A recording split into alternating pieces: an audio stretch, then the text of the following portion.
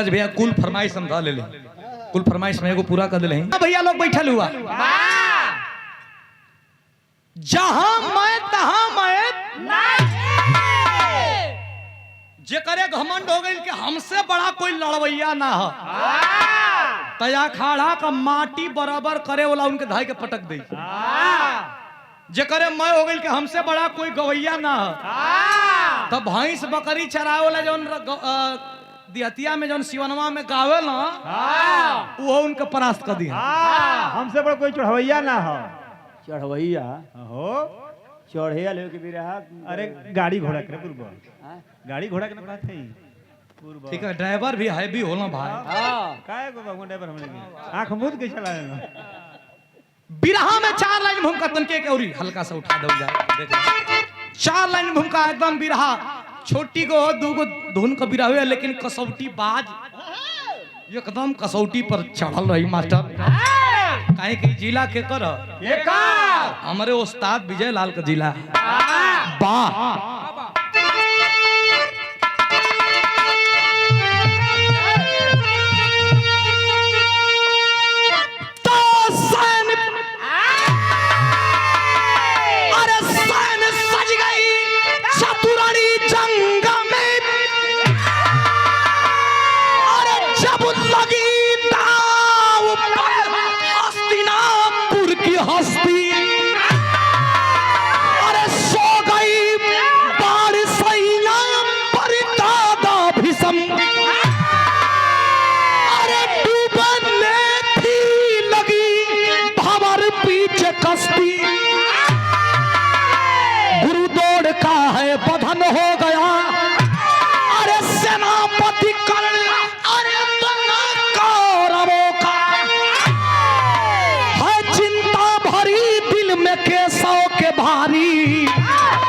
हुए मगन हर्ष बढ़ा कौरों का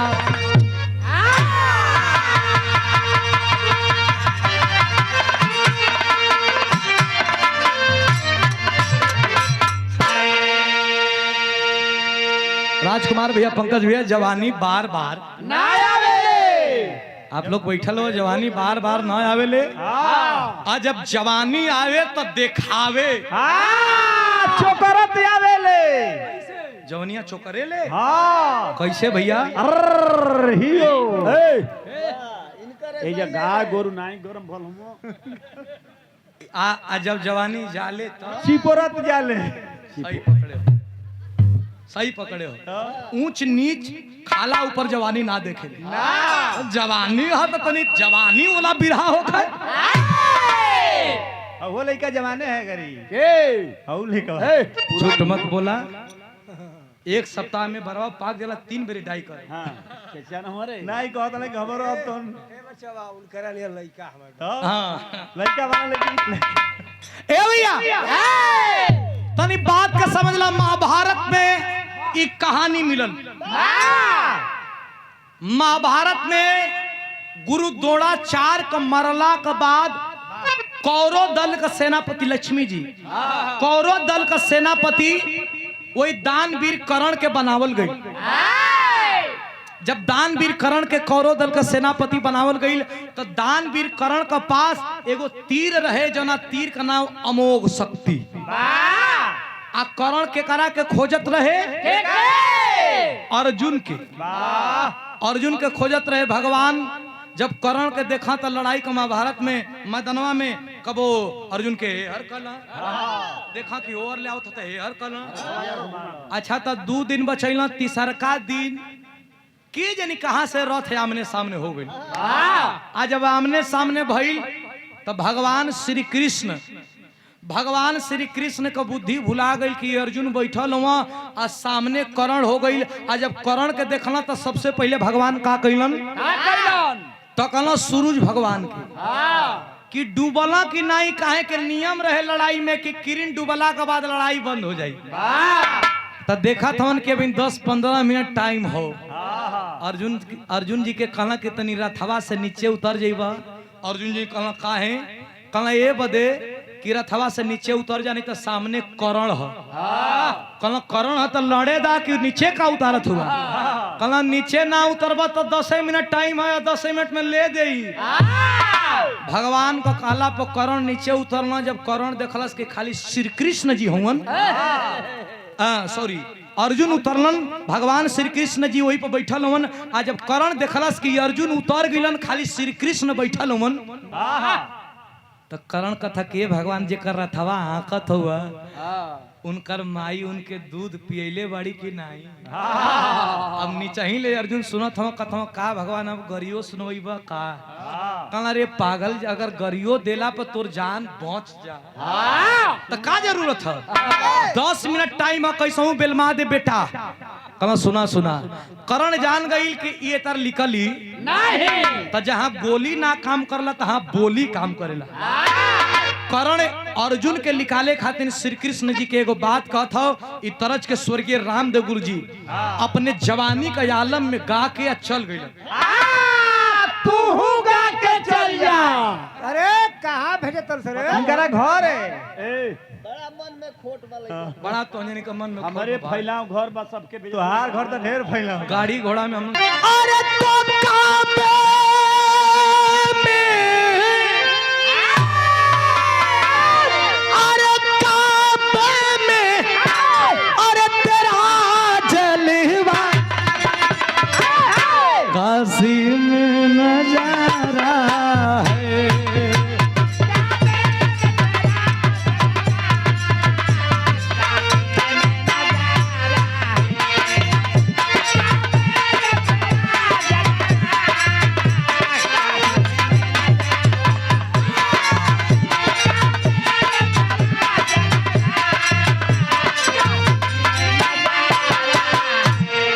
लेकिन कर्ण कहत भाई अर्जुन के समझा कर के नीचे जन बैठल हन, आ कर्ण बोली बोलत हो, का बोलत हो मास्टर?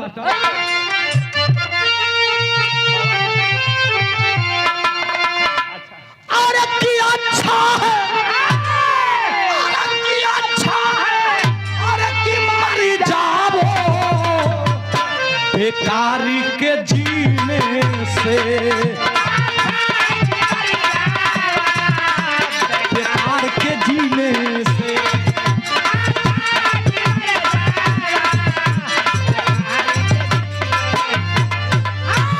अरे की अच्छा है कि मरी जाओ, अरे बेकारी के जीने से, अरे बेकारी के जीने से, अरे पत्थर पे, अरे पत्थर पे, अरे उगे मोती, मेहनत के पत्थर पे उगे मोती, मेहनत के पसीने से।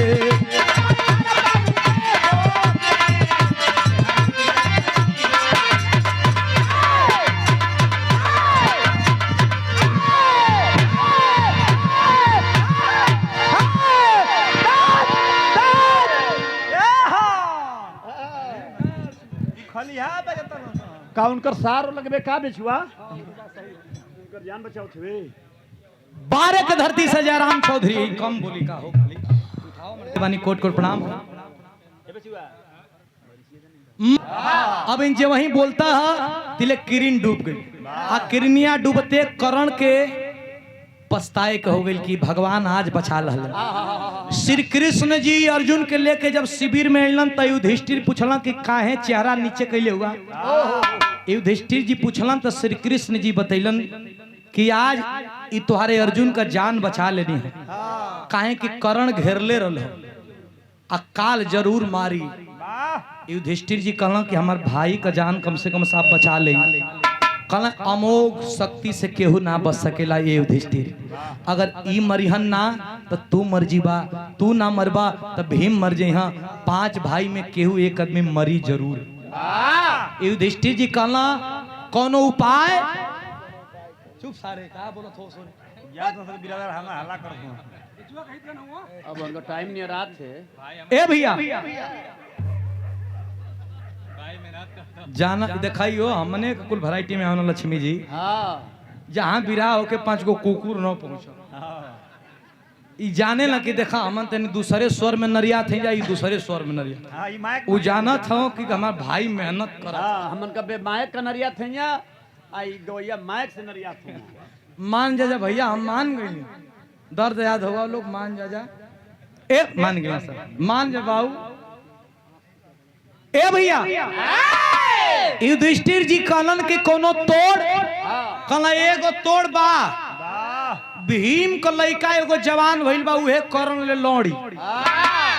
भीम कहला हमार लइका कहाँ भैया, तू झूठ अछरंग लगाओ तो। कहला सुना सुना, पांचों पांडवों का जब वनवास भई रहल तो भीम बियाह कैले रहला एगो राक्षसीन से। आ राक्षसीन एक लइका के जन्म दिले बाड़ी, जौना लइकवा जवान बा, जौना का नाम वीर घटोत्कच बा।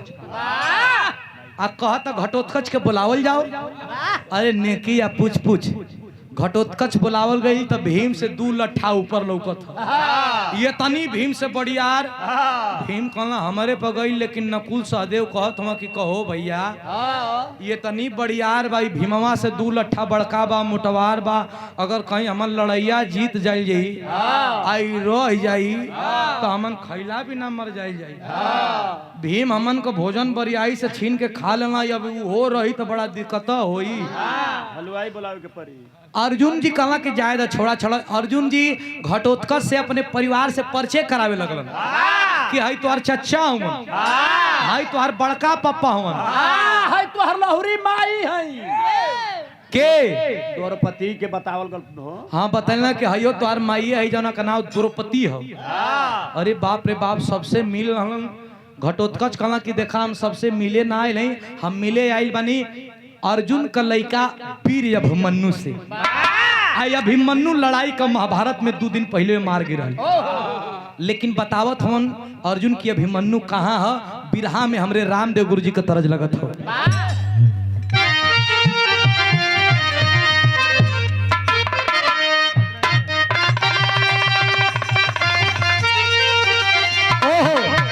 पहले मरद मरद का बिरहा होखे तो गुरुजी रामदेव गुरुजी बुल्लू गुरुजी में सवाल जवाब होखे।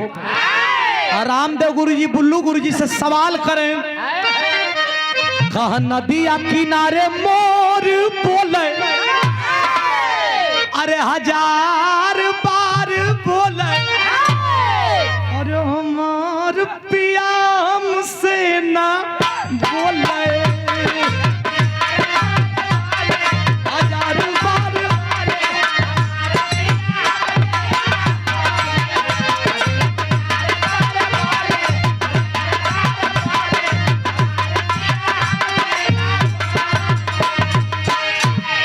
लेकिन रामदेव गुरुजी का जवाब बुल्लू गुरुजी दा तनी पतरे रहा, लेकिन छुआवा। हमार गुरुजी बतावेलन कि करियाई पान धके आ धीरे से कहा उबड़ाऊ कहा कि सारिया कायर मुर्दा, जागा जागा भोले बाबा, जागा ए भगवती माई। आ गुरुजी गावे कहाँ गंगा जी के तनु नोइबा। ए भैया अरे गंगा जी के तनु नोइबा, पातर तिरिया ना पैबा राजा, पातर तिरिया।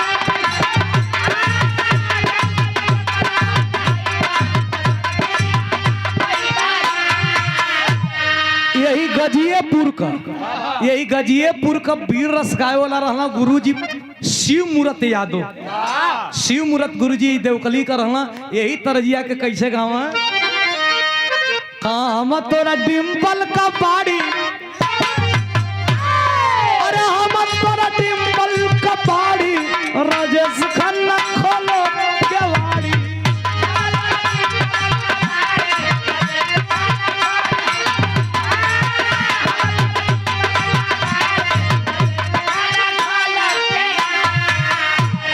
बिहार के एगो गवैया रहना जिनकर नाम रहे झिल्लू उस्ताद। सिसौड़ा कर रहना, पैरवा कहलू कर रहना, यही तरजिया के ऊ बदल के गाँव कहने बुलाया नारन न सब पाती, अरे ने बुलाया नारन न सब पाती, गलम बदमाशी में फंसी गयो।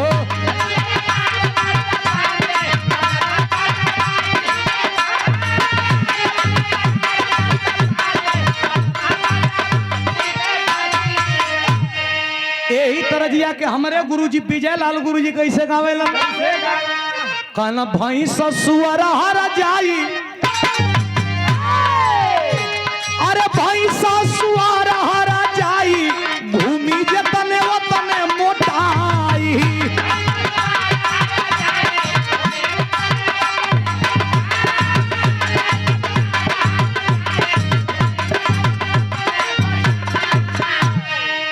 कई गो तरज बा कई गो एकरा में रतिया भर गावत रह जाई त गेहुआ के बाल लगे सुगना बलम मेरा पूरी लतर से खाड़े रहो मुरली वाले गगरिया घरे धैले आई कई गो तरज बा ओकर आए अच्छा लेकिन अर्जुन जी बतावत बड़न अभिमन्यु मराइल बा लेकिन कैसे मराइल बा कहां बा का अरे धोखावा से मरली मुदैया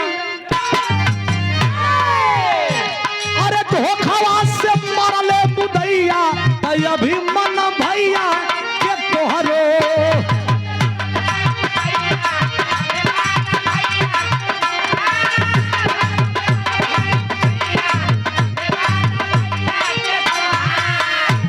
बोले घाटो पिताजी अर्जुन पीला अरे भाई ने हमारा शकरा भी हो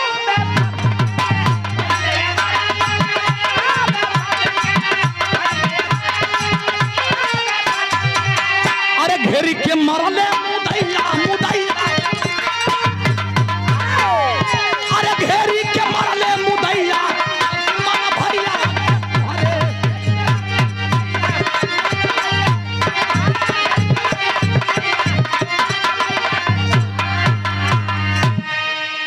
तोर भाई मारल गईला भेतना भैया लोग एगो सवाल जे गोली खेलेला गट्टी खेलेला ओकर लइका के छू देबा तो तुहार कपार फोड़ दे घटोत्कच कहत बा कि हमार बाबू के लोग कहला कि इनकर बहिया में 10,000 हाथी के बल ह आई नहीं का भतीजा मारल गईल ह आई चुप हम एकरा मतलब इनकरा बल ओल कुछ बाऊ नहीं हई बाबू हमार लगी हन अर्जुन इनकर लोग बिरताई करेला कि इनकरा जैसन तीर चलावला धरती पर केहू बाऊ नहीं महागांडी हुआ मदद महागांडी उधारी हमन आ इ नहीं का बेटवा मारल हो इनका लाज ना लगत है तो हम लोगन भैया कैमरा वाले भैया तनी सानी इनका लाज ना लगत है इ नहीं का बेटा मारल अरे हमके बोलैले होता 1 घंटा खाली 1 घंटा में महाभारत ना खत्म कर दे रहती तो असली भीम का पैदाइश ना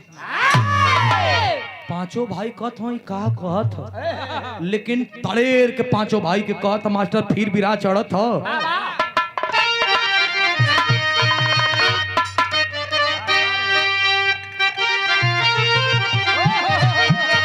आई देखा देखा पुरनकी हो पुरनकी में के गावा कि तोर नैना कटार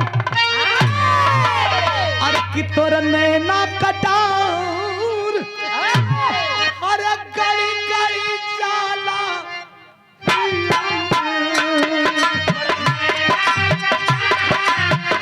गड़ी गड़ी जाला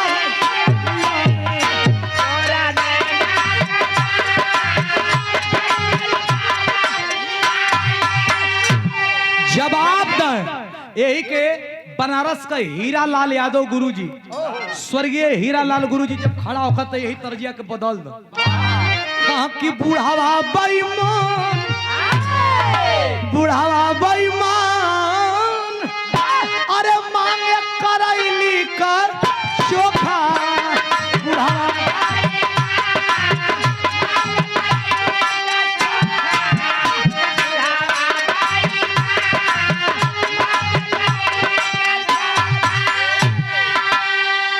लेकिन घटोत्कच कहे अरे बोला बाका जुझार बोला बाका जुझार अरे काहे न हमके बोलैला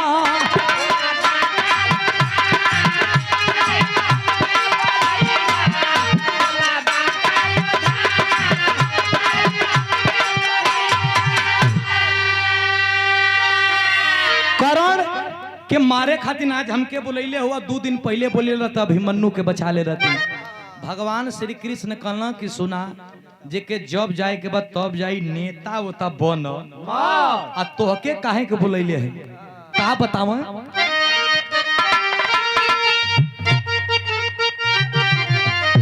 कहती अरे क्षत्रिय न हो क्षत्रिय न हो अरे तू क्षत्रिय काहे बा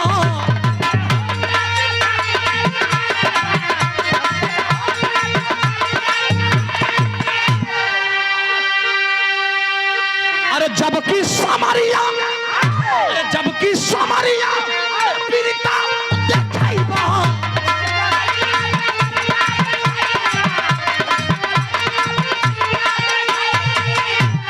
अरे गर्जा शेर सरदार यार काहे ना हमके बोलैला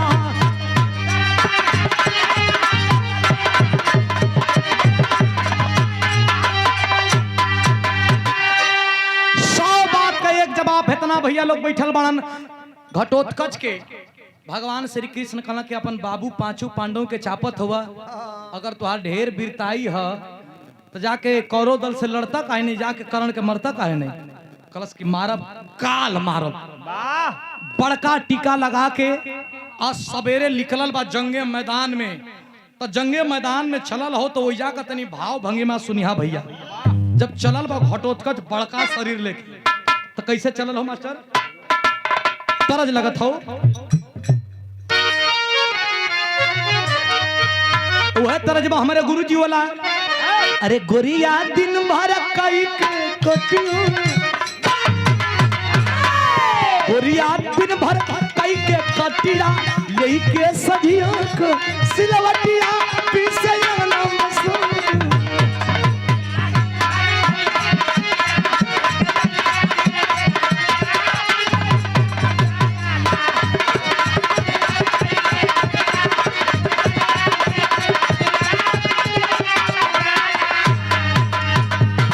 लेकिन सुनिया भैया जब चलल बिरहा का आखिरी दुनिया हो जब चलल है जंगे मैदान में घटोत्कच पांचों पांडव को तरफ से कौरव दल से लड़े तब अरे जैसे गर्जन लगा है गगनवा तो जैसे गर्जन लगा है गगनवा वैसे गर्जन लगा है जवनवा बालवा सन के लागलना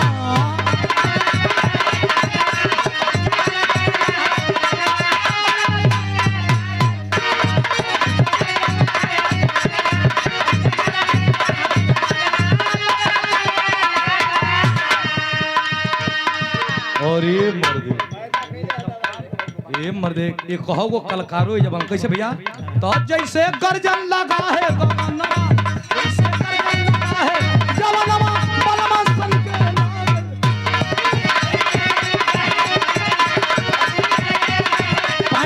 पैंट बचा के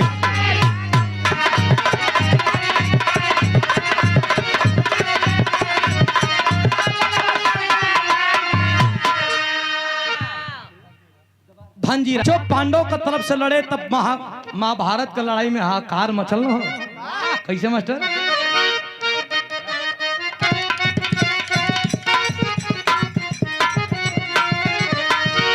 अरे पांव से रहूं दे हाथ से मसले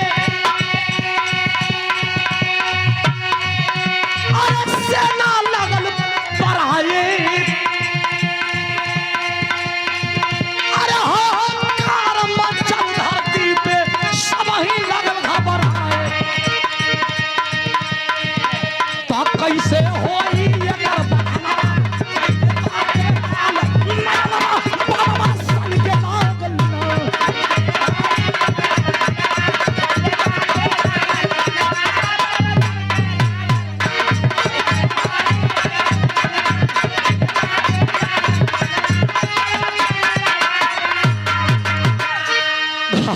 घटोत्कच गयल तो लगल कि एक घंटा में खत्म कर दे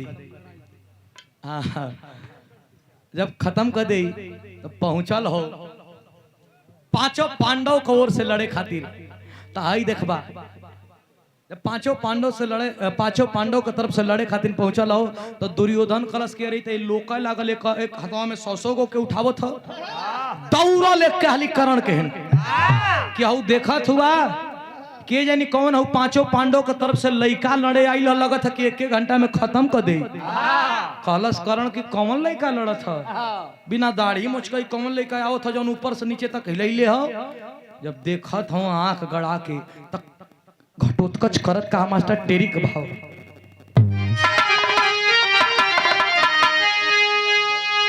बढ़ जा भैया। सो की रण में ढेरी मच गई, सो की रण में ढेरी मच गई। अरे गरजा, अरे गरजा, वीर घटोत्कच खैर नहीं है तेरी।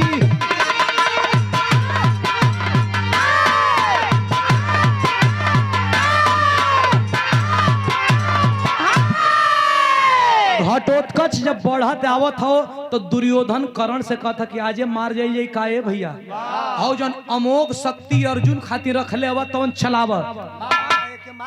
कर्ण कलश की अर्जुन खातिर रखले बने आई बन पिलई खातिर मारत, ये लइका के मारे खातिर कहला ओके मारा न तो आज हमन मार जाइल जाई। कहला हाँ सही में, कहला हाँ आ ना मरबा तो हमरा लागत कि पांचों पांडव से मिलल बड़ा। जब इतनी बात सुनलन त घटोत्कच के मारे खातिर कर्ण तीर निकाल ललस।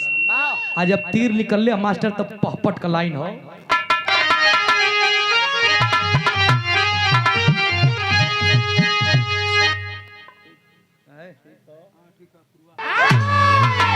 दान पीर पाला वाला मा पानामा मरले बा। अरे काटी के नाचे धरती पर गादनमा पानामा मरले बा।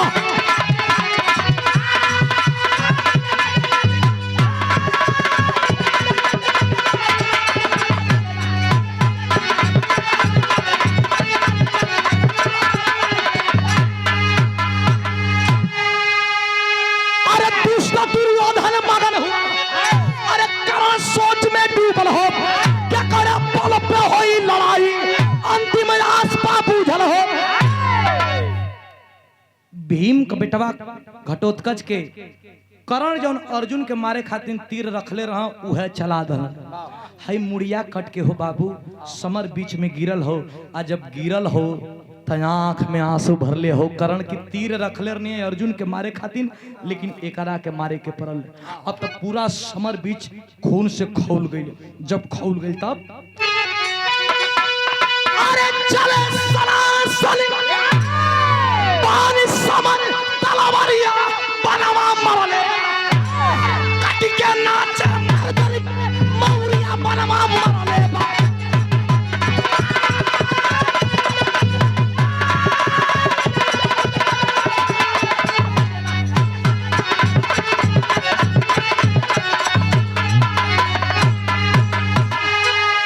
ए भैया घटोत्कच का तो गर्दन कर्ण का तीर से कट गई। लेकिन अगला दिन भगवान श्री कृष्ण अर्जुन के समझावे लगलन। 5 मिनट बिरहा बस समझावे लगलन। कहला कि सुना अब तुहार तीर जवन रहल तुहार लइका रोक लहलस। अब जितना तुहार करेजा में क्षमता होई, जितना तुहार गुरु सिखैले हुई काल कर्ण के मार दिहा। ने काल अगर कर्ण जिंदा रह गई तो तुम लोग लड़ाई कबो जिंदगी में जीतबो उतबो नहीं। अरे बाप रे बाप, आंख भ्रिकुटी चढ़ा करके अर्जुन कर्ण से लड़े जात हवन। और जब कर्ण से लड़े जात हवन तो मास्टर आला का भाव बा।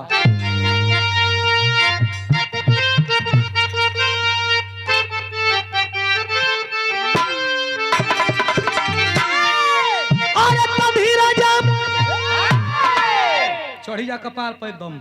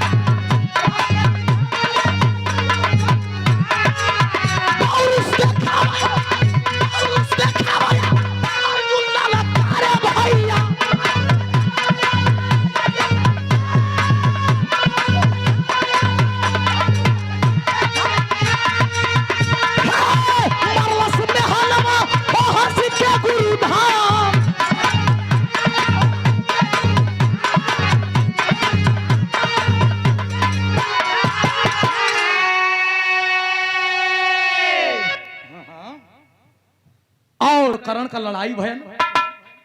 कर्ण और अर्जुन में लड़ाई भइल त अर्जुन कर्ण के ओरी तीर मारा तो कर्ण का रथ 100 हाथ पीछे जा लेकिन उहे पलटवार कर्ण करे तो कर्ण अर्जुन के तीर मारे तो अर्जुन का रथवा 3 हाथ पीछे आ। लेकिन कृष्ण जी कहला कि जियो, अरे वीर जियो।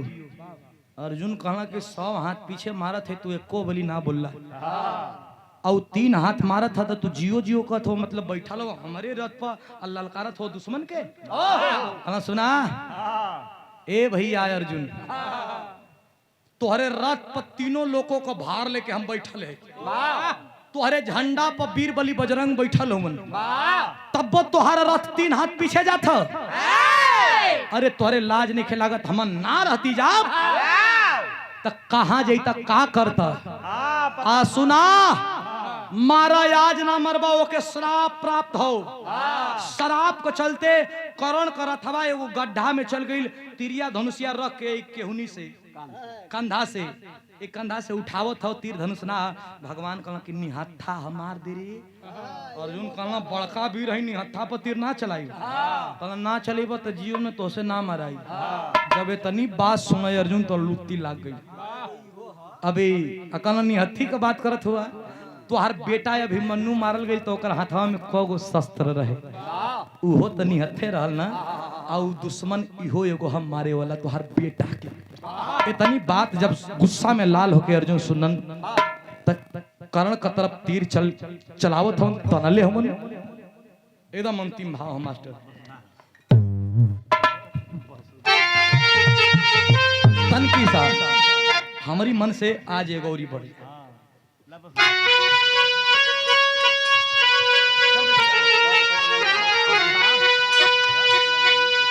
अरे तब सुधा पिएला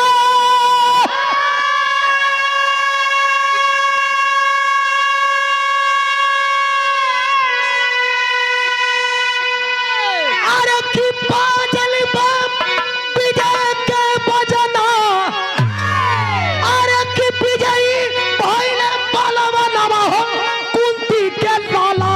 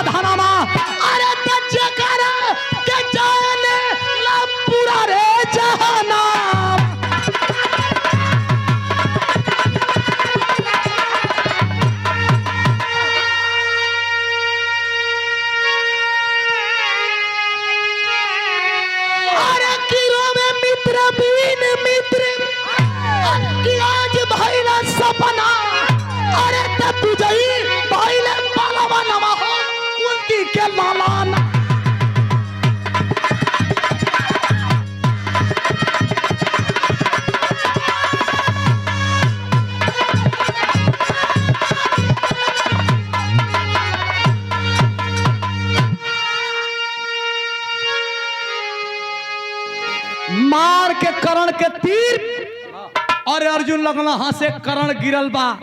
अर्जुन का हंसते भगवान कहना कि तुम्हारा घमंड हो गई। काशीदास बाबा का पूजा होता भगवान श्री कृष्ण का आशीर्वाद से। काशी नाव का यही बिहार का काशी नाव का आदमी का काशीदास बाबा बन के पूजा भयल। ओहिजा श्री कृष्ण भगवान होना ये जो श्री कृष्ण भगवान कहना ये अर्जुन लगत हो तुहार घमंड हो गई। कहना काहे घमंड हो गई? कहना वही कर्ण के मार के हौसला तब्बे हम जानते हैं कि तुम्हारा घमंड हो गई। कहना ना ही मन कहली हकिन मरा गई। कहना ना ना ना ना अधमरु बा राजकुमार भैया, अधमरु कर्ण बा लेकिन अर्जुन तो से बलवान बा। बलवान बा कैसे बलवान बा? गिरल बा मार दहनी बलवान कथवा। कहना परीक्षा ले बा कैसे बलवान बा। ब्राह्मण का भेष बना करके आय अर्जुन के अपन चेला बना के श्री कृष्ण जी गई। वही कर्ण से कहना कि ये कर्ण सुनले है कि तू दानी हुआ का हमरो के कुछ दान देबा।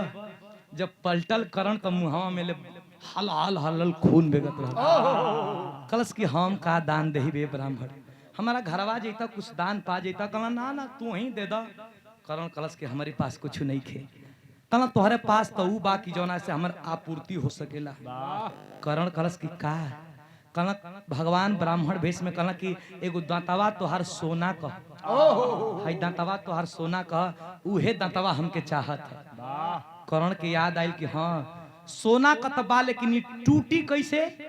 काहे कि हम हिलब डुलम ना, कोई छेदा गइल बा तीर से। करण कहलस की एक पत्थर लाइए विजय जी, एक पत्थर लाइए।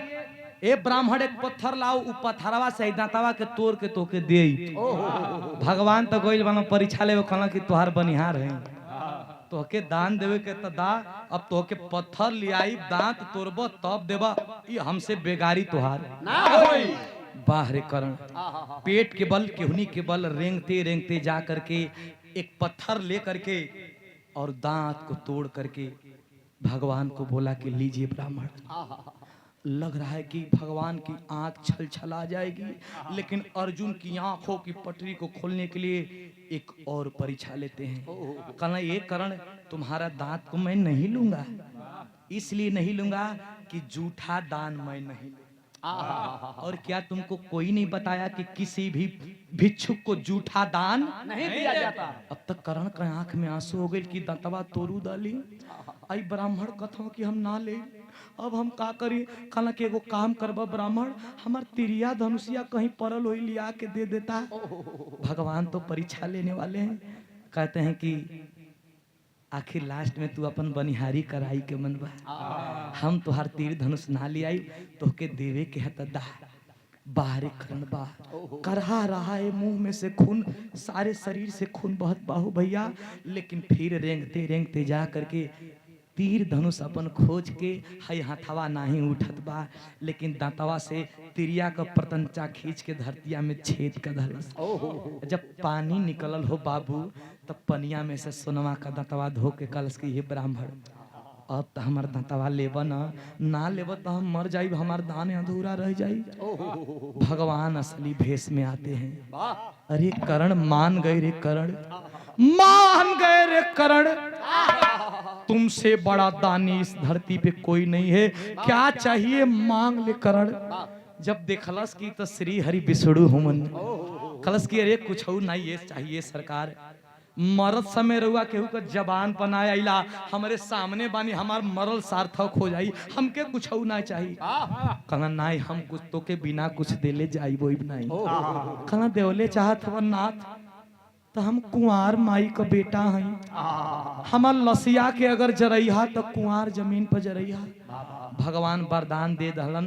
करण जब मरल हो बाबू तो लसिया के लेके पूरा धरती पर खोजे लगलन, कहीं कुंवार जगह ही नहीं थे। अब तो भगवान बड़ा दूषित में पड़लन कि वरदानो दे दहनी या करण का लाश जरावे खातिर कहीं कुंवार जमन जगह नहीं खे, जमीन ही नहीं खे। अपन दिव्य दृष्टि से घूमत घूमत गुजरात एलन, आ गुजरात ताप्ती नदी के किनारे खाली सुई गाड़े भर कुंवार जमीन बा। कितना सुई गाड़े भर, सुई गाड़े भर कुंवार जमीन बा। तो वही सुई गाड़े भर जमीन में एगो भगवान श्री कृष्ण सुई गड़वैलन, आ सुई के ऊपर अपन हथेली रखवैलन, आ हथेलिया के ऊपर करण का लसिया रखा के चिता सजा के आ लसिया के जरा के देवल वरदान पूरा कैलन। बोलिए वृंदावन बिहारी लाल की जय। देहल वरदान पूरा कैलन। देहल वरदान जब पूरा कैलन तब भयल का मास्टर गुरु बिहारी गुरु गणेश गुरु रामन लाल गुरकारी, अरे स्वर्ग गए चंद्रिका कवि, अरे की बच्चन बने पुजारी।